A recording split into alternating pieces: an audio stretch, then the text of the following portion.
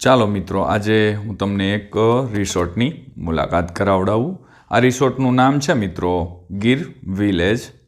અહીંયા આમ જોઈએ તો આપણે મેંદરડાથી 7-8 કિલોમીટરે સાસણ બાજુ જઈએ તો તરત જ પ્રથમ જે રિસોર્ટ આવે છે તે છે આ। મિત્રો અહીંયા આમ જોઈએ તો 10 રૂમ છે અને 2 હોલ છે, એટલે 10 રૂમની અંદર 2 બેડના રૂમ છે અને જે હોલ છે તે 5-5 બેડના છે।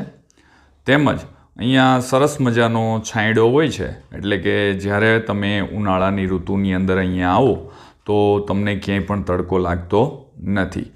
તો તમે જોઈ રહ્યા છો તે રીતના જે એલિવેશનવાળા રૂમ છે અને રૂમની બહાર બેસવા માટેના ઝૂલા પણ છે। તેમજ અહીંનું જમવાનું ખૂબ જ સાત્વિક અને સાદું છે। અહીંયા તમે આવ્યા હોય તો આ કેરીનો બગીચો છે, તો તમારે કેરી લઈ જવી હોય તો આ લોકો પાસેથી તમે ખરીદી શકો છો। આ રીતનો વ્યૂ તમને જોવા મળશે અને અત્યારે જુઓ છો તે અહીંયાનું કિચન છે। જો તેની અંદર પણ જે તમે 4 કે 5 કપલ હોય કે 7 કપલ હોય તો આખું રિસોર્ટ હોય તો તમે જે કહો તે પ્રમાણેની રસોઈ સરસ મજાની બનાવીને તમને જમાડે છે। તેમજ અહીંનો સ્વિમિંગ પુલ પણ ખૂબ જ છાંયડાવાળો છે, એટલે કે ઉપર આંબાના છાંયો છે। તેમજ ત્યાં ઉપરથી પાંદડા કે કોઈ કચરો ના ખરે એટલા માટે ઉપર કાર્પેટ લગાવવામાં આવી છે અને ખૂબ તડકો હોય તો તેની અંદર પણ તમને નીચે છાંયો જ રહે છે।